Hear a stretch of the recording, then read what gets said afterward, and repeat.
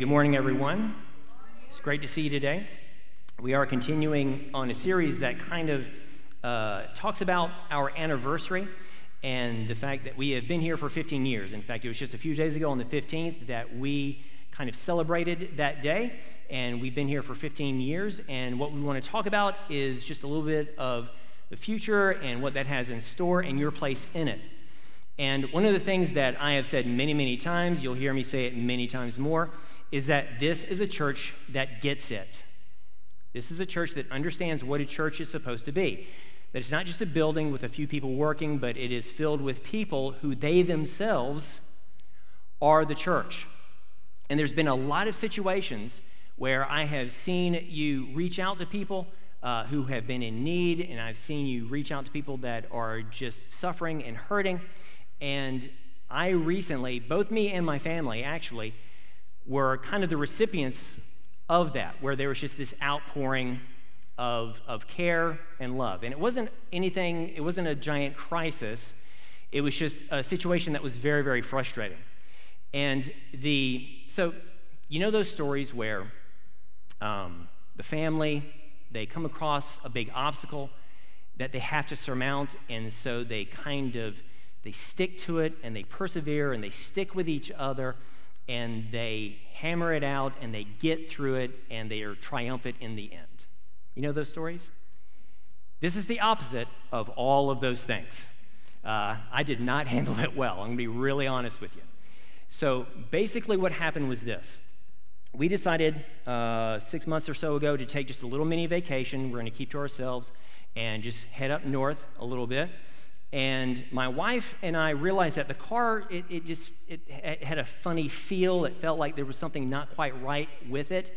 But we just kind of looked at each other and said, well, it'll probably be okay. And if this ever gets turned into a movie, it's at this point that the narrator would chime in and say, but things would not be okay. Because they were not. As we got farther north, we realized that things were getting worse and worse. In fact, we only got as far as just getting past the North Carolina state line into Virginia, exit 1. That's where we had to pull off and find a mechanic. And so that's what we do. And we know that this is just a terrible thing. And so just the car's in trouble. And so we pull in into this automotive place, and that's where we meet the mechanic, and his name is Roscoe. So you can probably see where this is headed. Not in any great direction. And so we realize that he's going to have to keep it for a while. And so now we're just kind of stuck. And so we go and we speak to the lady who's going to help us make arrangements, who happened to be Roscoe's wife, cousin, and we get things sort of situated. And then she calls in this kid to drive us into town to a hotel. This is my favorite part of the story.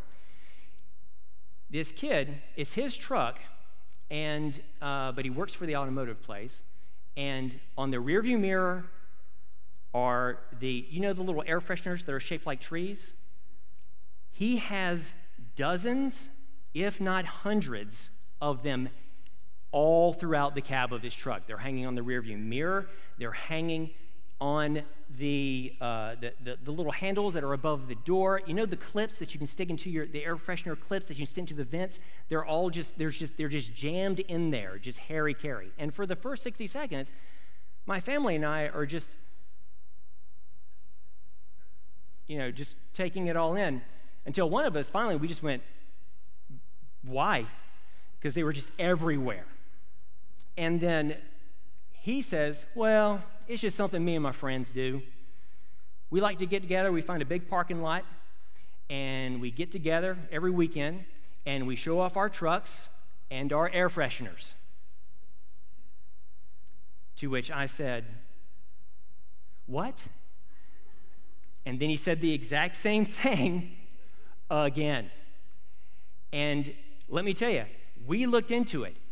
It's a thing. It's something that they do. It's actually a legitimate thing. They will get together at Dairy Queen, probably, and they all just get together and they show off their trucks and they go, "Hey, y'all, I got pina colada," and they're like, "Yeehaw!" Bang, bang, bang, bang, bang, and then and then they just celebrate, smoothies for everyone. That's how it plays out in my head, I guess. And so he drops us off at a hotel where we are stuck for 2 days, no transportation, and we're just there. And so anything we want to do, we have to, or eat, we just have to walk towards it. And so there was a lovely Office Max there, and so nice highlighter section. We went to AutoZone. That's where we did our air freshener research. And so he would call me about twice a day and say, "It's worse than we thought." And I'm just like, "Well, of course it is." Have any of y'all ever run into a mechanic where they describe everything wrong inside the car, even though you have no idea what they're talking about, and then they ask you what you want to do? And I'm just like, you know what? I want you to do 2 things. First of all, stop using words I don't understand. Okay, the flux capacitor isn't lined up with the defibrillator. Okay, fine. Just second thing I want you to do is just fix it. Just please fix the car. Come to find out, after a couple days, it is the transmission, and it's going to need to be replaced.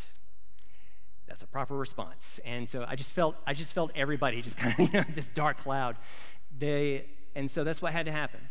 Well, here's where this actually connects with the message today.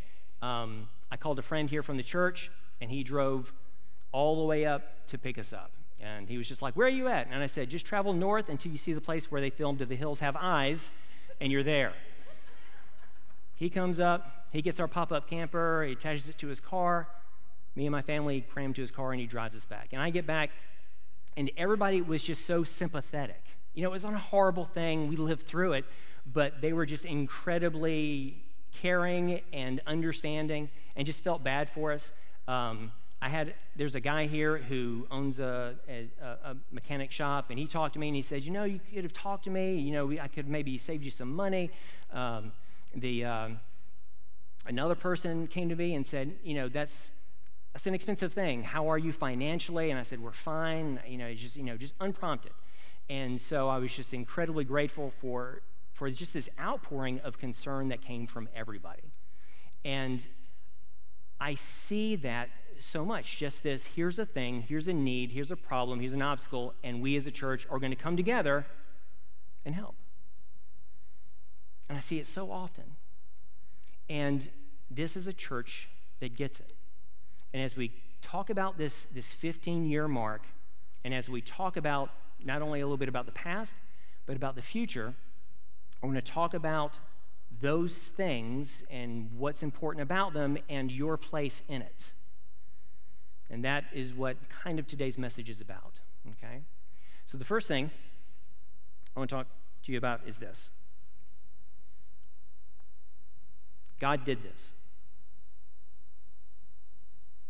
God did this.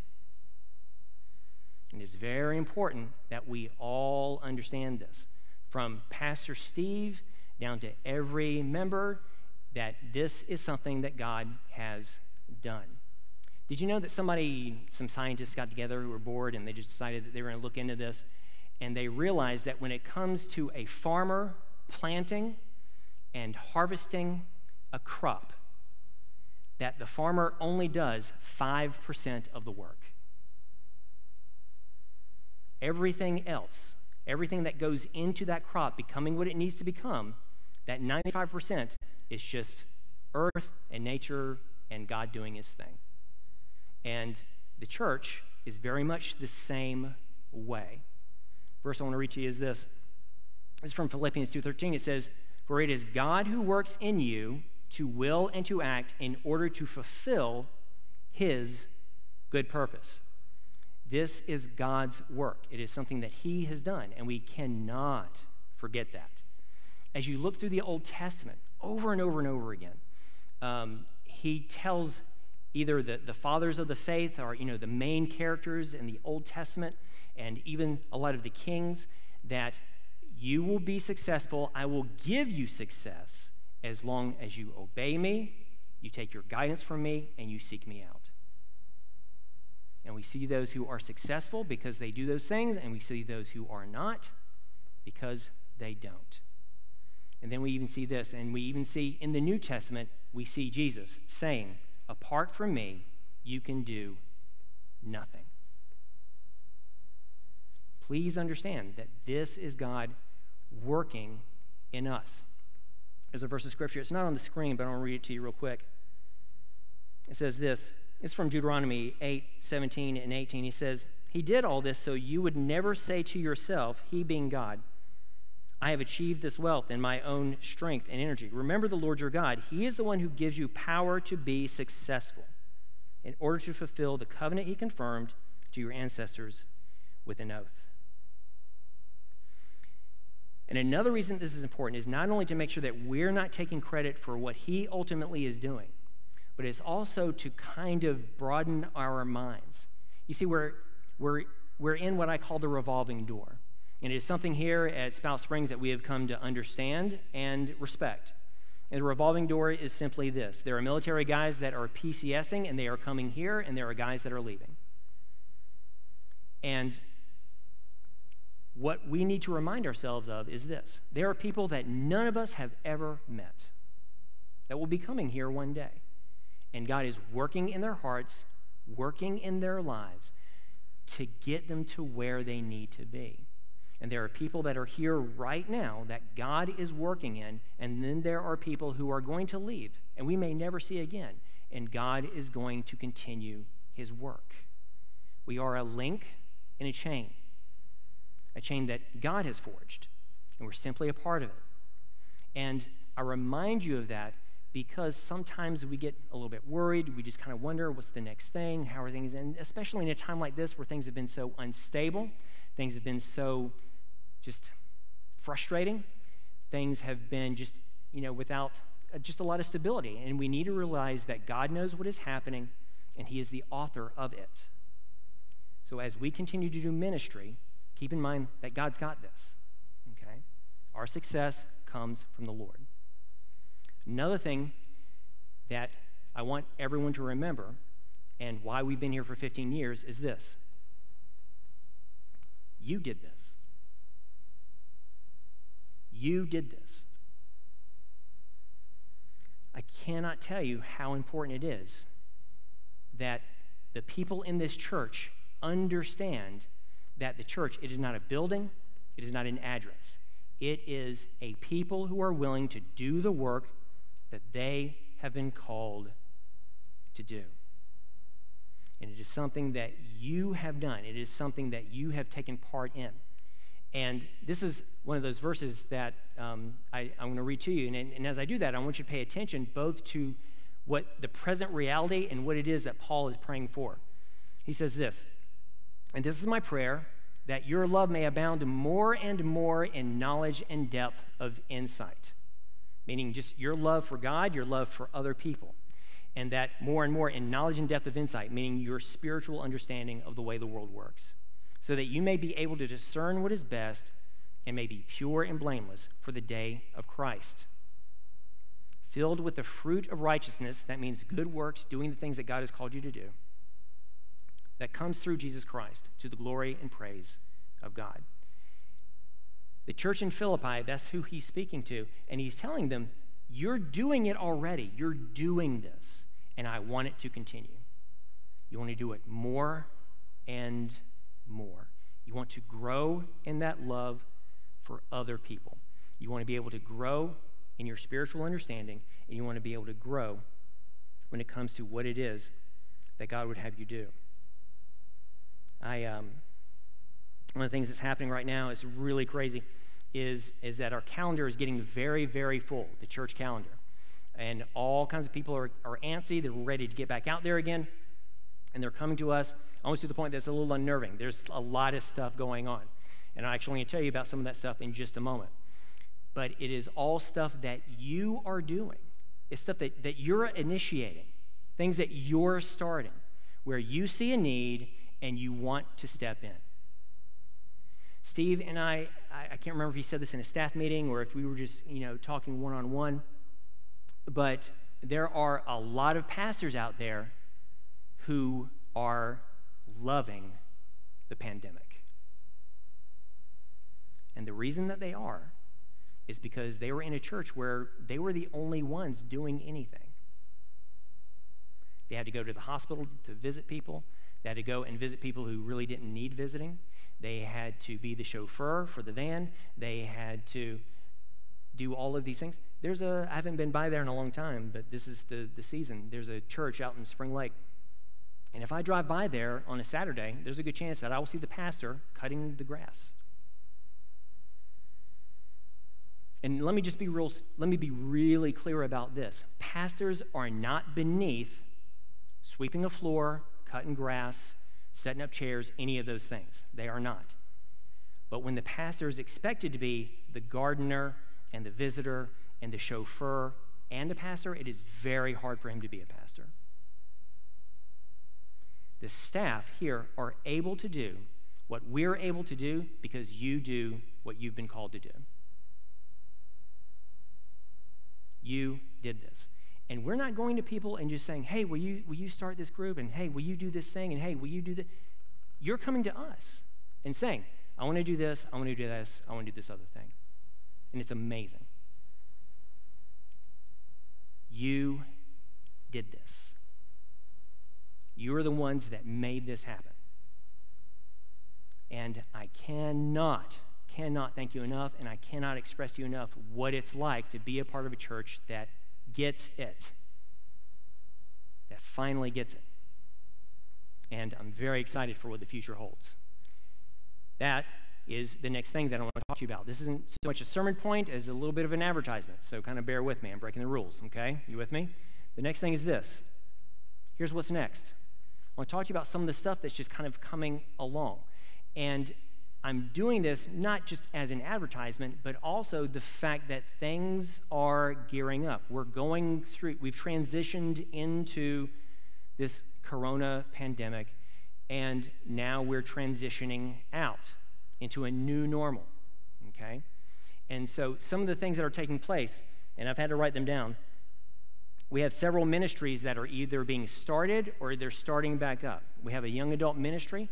They're meeting on Sunday evenings at 6 p.m. Tonight they're going to have their first lesson for a Bible study, and that's going on right now because we want to reach out to people in their 20s because, honestly, the church, we haven't had that much for you guys, and that's something that we want to start. Also, the women's ministry, that's something that went away a while back, and now it is coming back, and you heard about the conference that they're having, and so that is something that is going on as well. Another ministry that we're slowly trying to figure out how to do this, or more specifically, our children's pastor is a special needs ministry. Let me just give you a little bit of information about this. There's only a few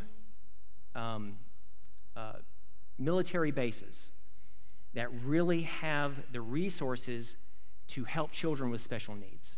There's like 4, I think. One of them is Fort Bragg. If there is a family that has a special needs child, they have a housing development that they put them in.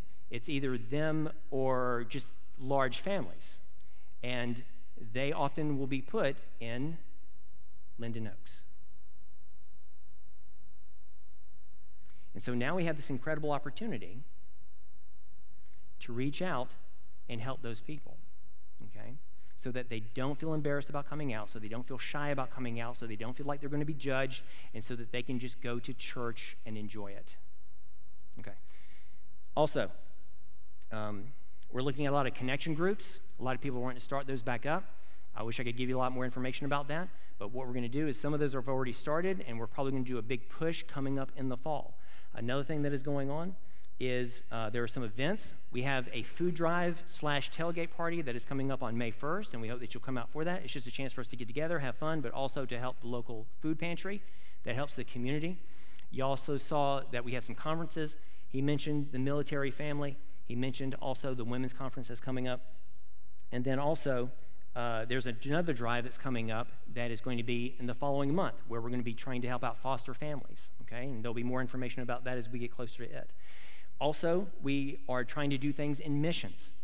Now, for those of you that don't know, we've been partnering with Cambodia for a long time, and there's a place there called Hard Places, and they help with there's just a huge human trafficking presence there. And we've been helping them financially and been having some groups go over, and we've had to shuttle that for a while. They're actually going down into another lockdown right now, Cambodia is, like it was just announced a couple days ago. And so we're trying to make plans for when we can go back, but we're still helping them financially. And in the meantime, we're looking at some other things that we can do. Steve and our head of missions will actually be going to West Virginia soon, and they're going to see if there's something that they can do there, something that just nationally, since international travel is so difficult, maybe that there's something that they can do there. And another thing that Steve hasn't talked to y'all about yet, I don't think, is that he's actually going to go to Armenia and teach some pastors there. Some of you are wondering, is that one of the safe countries? I don't know. I guess we'll find out if he comes back. But that's something that he's doing.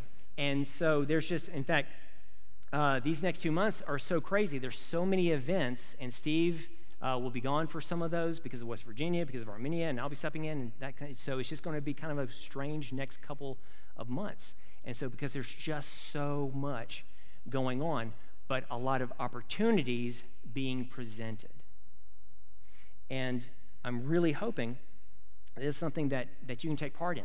And really a big thing, and this seems like kind of a weird detail to bring up, but as we are going back into this new normal, we're realizing that we have to continue our online presence, and we want to try and make that as good as we possibly can. And so that's something, as people are coming back here, but also joining us online, that is something that we'll be putting a lot of effort into, and not just there, but also here. And just the fact that this is something that we are slowly building back up. The children's ministry, it only meets during the 9:30 service.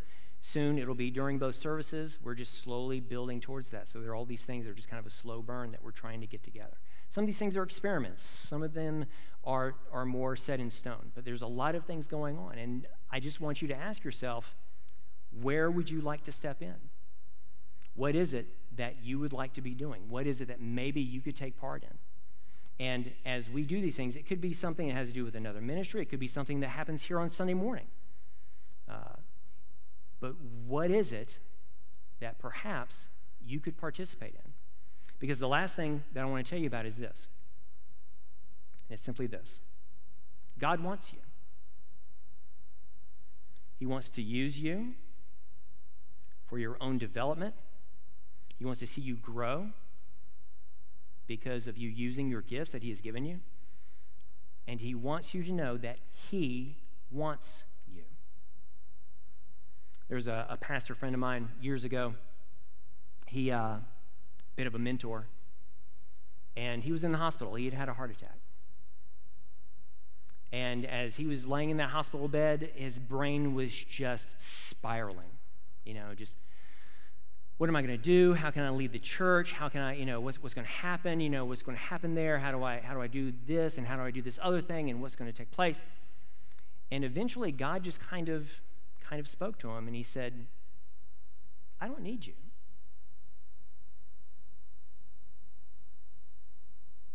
I do not need you. I want you. I want to use you. I want to equip you. But I don't need you. I'm choosing to use you. Something that I say to myself often when my ego starts to get a little bit too big: the graveyards are full of indispensable men. While we are here, God wants and chooses to use us. And it's not a matter of whether or not you've been called. You have been called. It's just, will you heed that call?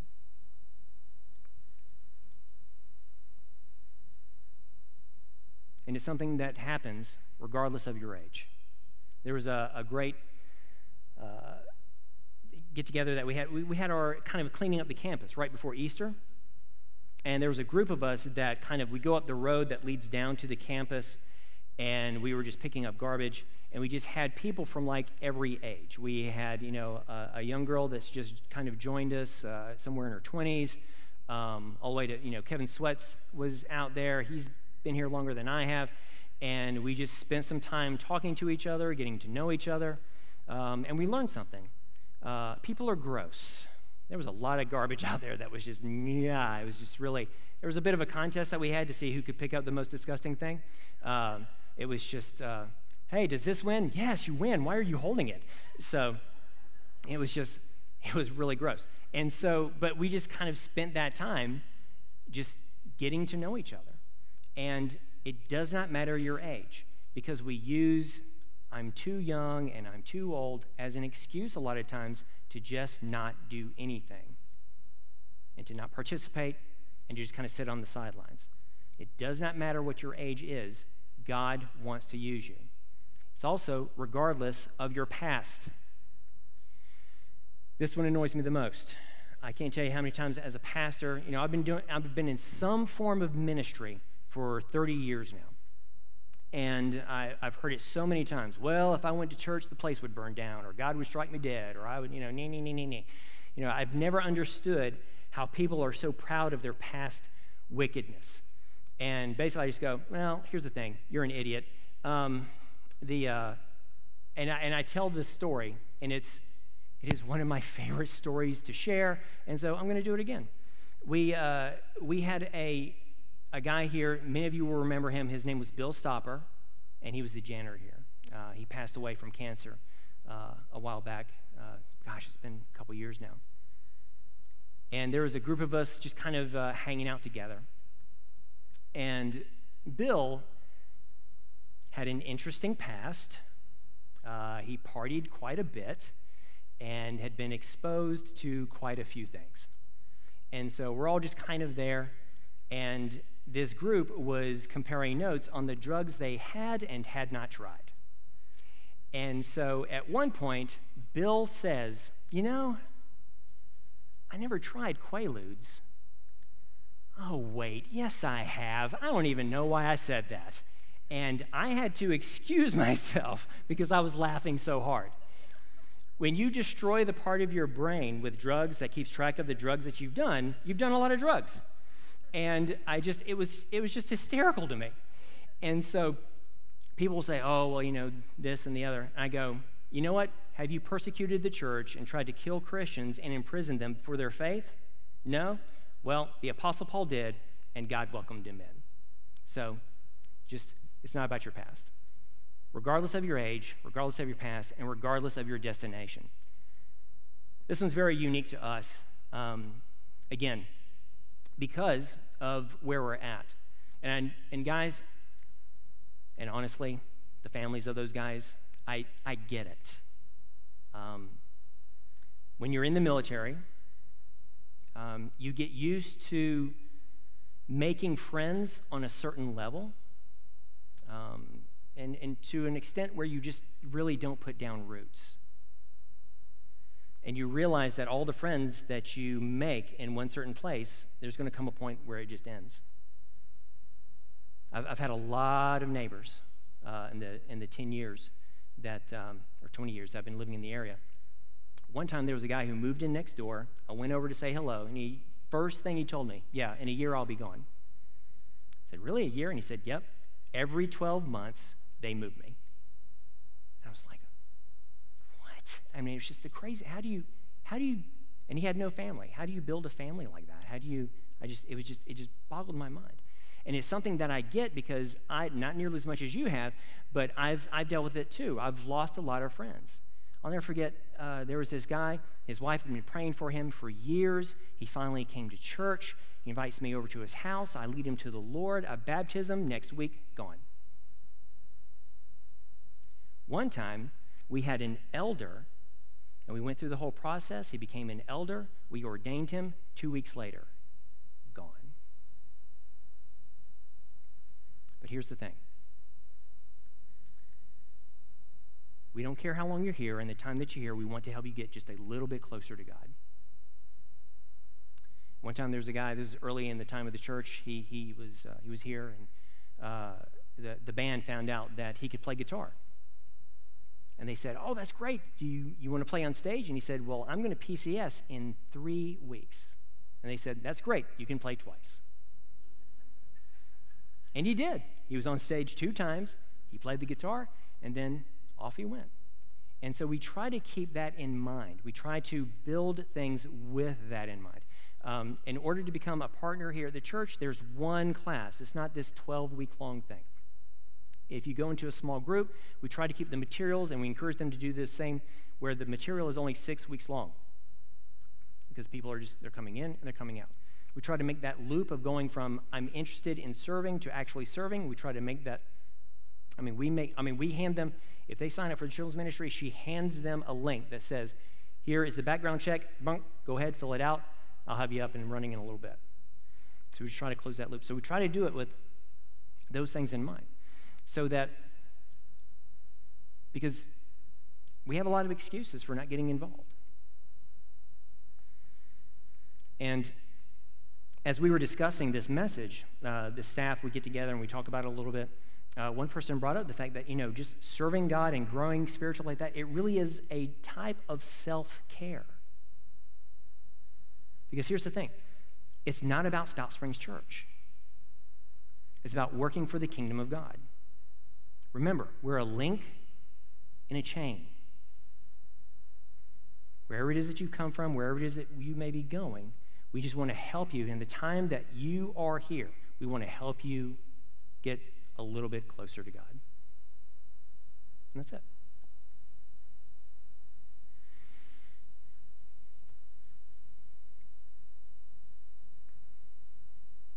I mentioned earlier that that God does 95% of the work when it comes to the crops. But without our 5%, the crops die. That's exactly how he's engineered it. Without our 5%, the crops die. He wants to use us. This is a great prayer. This is Paul speaking. He says, grace and peace be yours in abundance through the knowledge of God and of Jesus our Lord. His divine power has given us everything we need for a godly life through our knowledge of him who called us by his own glory and goodness. We have everything we need to do everything that God has called us to do. Some of it won't pan out. We don't know what's waiting for us in West Virginia or if that's going to work. Some of it will be very difficult. It's not just a walk through tulips towards whatever it is that God calls us to do. Some of it will be met with obstacles and difficulty. We've never been promised that that's not a thing. But he gives us everything that we need to do everything that he has called us to do. And now, all you need to do is ask yourself, am I going to heed that call? It's not whether or not you have one, it's will you participate?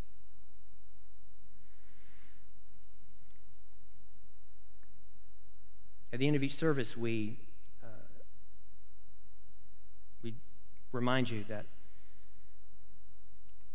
to have that calling, to be used by God, we believe that starts with a relationship with Jesus Christ.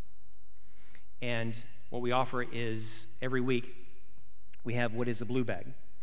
And basically, this is our way of explaining what it means to have Jesus as your forgiver and your leader. If you pick one of these up, there's some at the corner of each stage.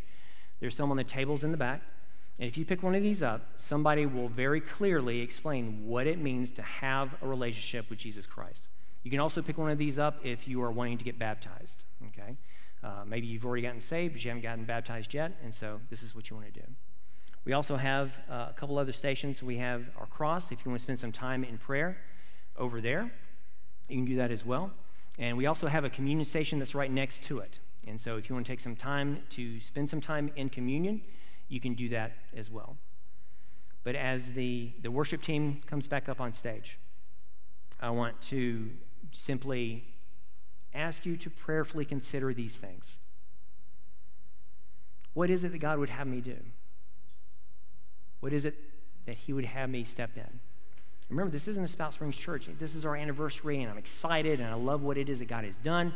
I love what he is going to do. But right now, this is more about you than the church. What is it that you allow God to do through you as you are investing in his kingdom?